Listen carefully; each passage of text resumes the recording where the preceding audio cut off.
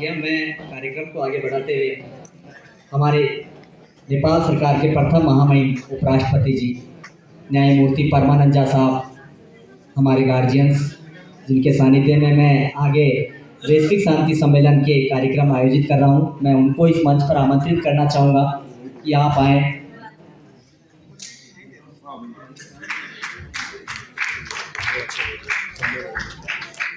आप बैठ के आपका उद्बोधन दें।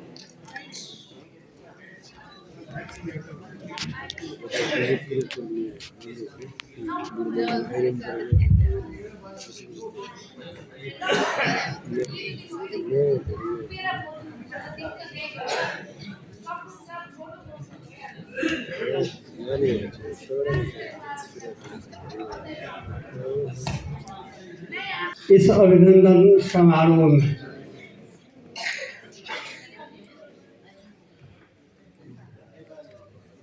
भारत से आए हुए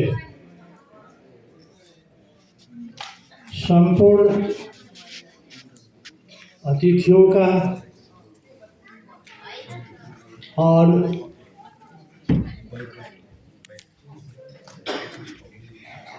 इस कार्यक्रम का आयोजन करने वाले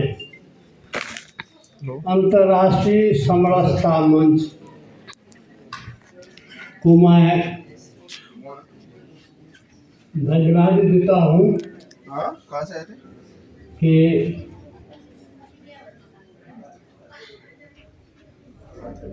भारत के लोगों का, भारतीय लोगों का यहाँ काठमांडू में लाने के लिए और इस संस्था से जुड़ने के लिए जो अवसर मिला हम लोगों को, उस सभी का श्रेय अंतर्राष्ट्रीय समरसता मंच हो जाता है। अंतर्राष्ट्रीय मंच और नेपाल आने के बाद वो अंतर्राष्ट्रीय समरसता मंच आपके भारत में और नेपाल में आने के बाद वो अंतर्राष्ट्रीय समरसता मंच बन जाता है।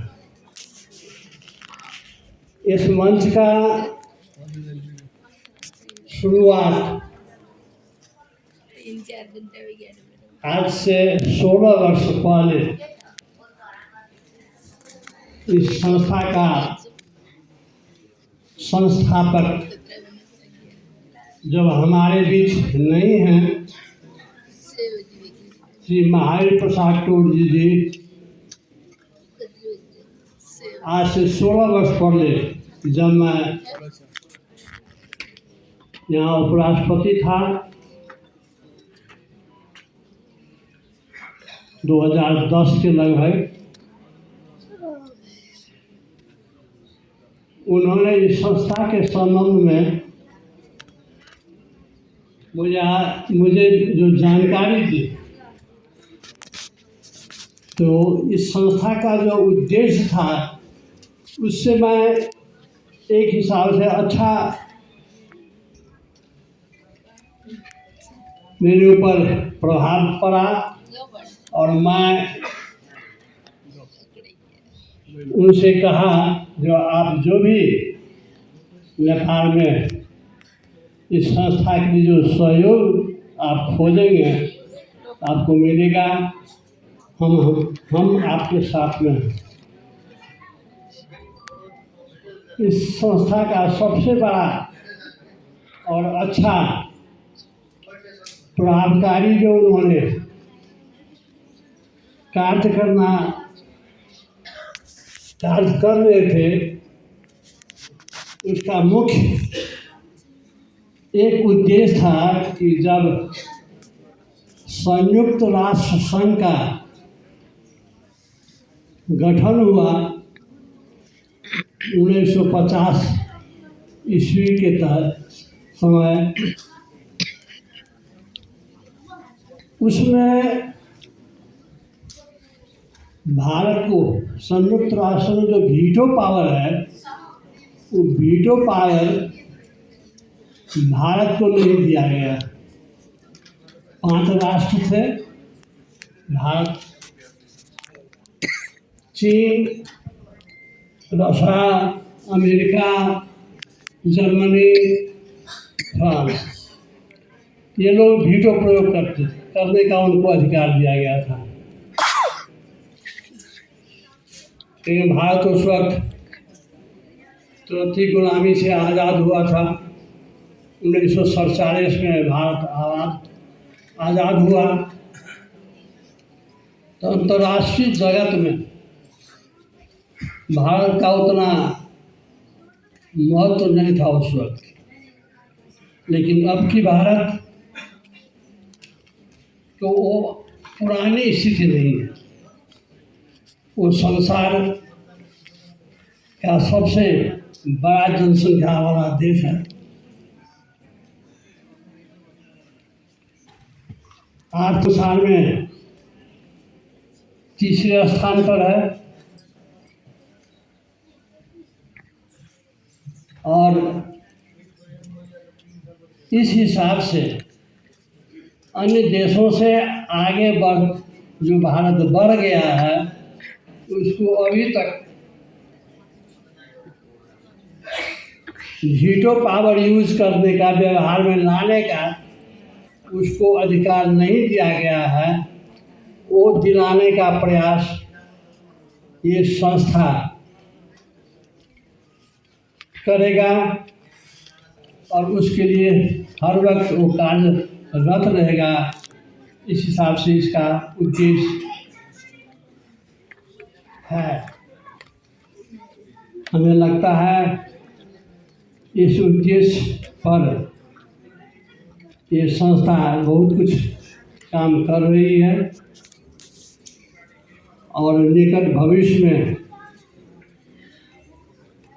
ये अपना उद्देश्य भी प्राप्त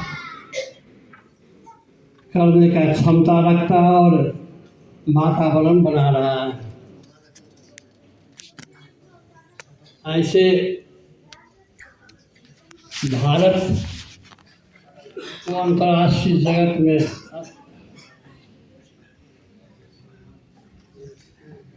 उसको वीटो पावर प्रयोग करने का उसको अधिकार मिले, जो हम भारतीयों का ही नहीं, हम नेपालियों का भी वो इच्छा रहा है। और उसी उद्देश्य की प्राप्ति के लिए हम लोग भी आप लोगों के साथ, इस संस्था के साथ लगे हुए हैं, और इसका उद्देश्य जितना जल्दी हो सके पूरा हो, यही हम लोगों का कामना भी है, इच्छा भी है। महावीर प्रसाद जी एक बहुत ही दूरगामी सोच रखते थे। उन्होंने ये उद्देश्य रखकर इस संस्था को आगे बढ़ाया, और उस उद्देश्य के लिए उन्होंने अपना जीवन भी समर्पण कर दिया। और उनकी ये संस्था जब तक इस उद्देश्य को प्राप्त नहीं करता है, तब तक हमें लगता है उनकी आत्मा को शांति भी नहीं मिलेगी। उनका जब ये उद्देश्य प्राप्त हो जाएगा, तो वो जो इस संस्था का जो संस्थापक है, वो संस्थापक का उद्देश्य पूरा होते ही उनकी जो कामना रहा है, उनकी जो इच्छा रहा है, वो इच्छा पूरा हो, और जल्दी पूरा हो, ये हम लोगों का अभिष्ट भी है, हम लोगों की इच्छा भी है। महावीर प्रसाद जी के बाद उनका सुपुत्र डॉक्टर कुलदीप शर्मा जी, उन्होंने इस संस्था का बागडोर संभाला है, और हमें लगता है कि विद्या वारिद का उपाधि पाए हुए हैं, इसलिए अवश्य ही अपने पिता से अच्छी तरीके से, पिता से भी बढ़कर ये इस संस्था को आगे बढ़ाएंगे, यही उनके लिए मैं कामना करता हूँ। आप सबों का काठमांडू में इस जाड़े के सीजन में आना हमें आप लोगों को उतना अच्छा तो नहीं रहा होगा मौसम, तो अभी आप जितने भी तादाद में आए हुए हैं सबों का मैं आपका हृदय से काठमांडू में स्वागत करता हूँ। आपका यहाँ का जो आना हुआ है जितने लोग वो सब सुखद हो, सुख का मैं कामना करता हूँ।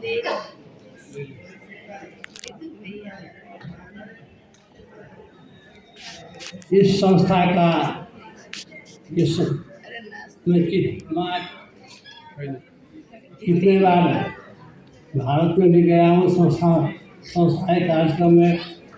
हर एक वर्ष या एक दो वर्ष में 2-3 बार ये संस्थाएं कार्यक्रम यहाँ होता रहता है।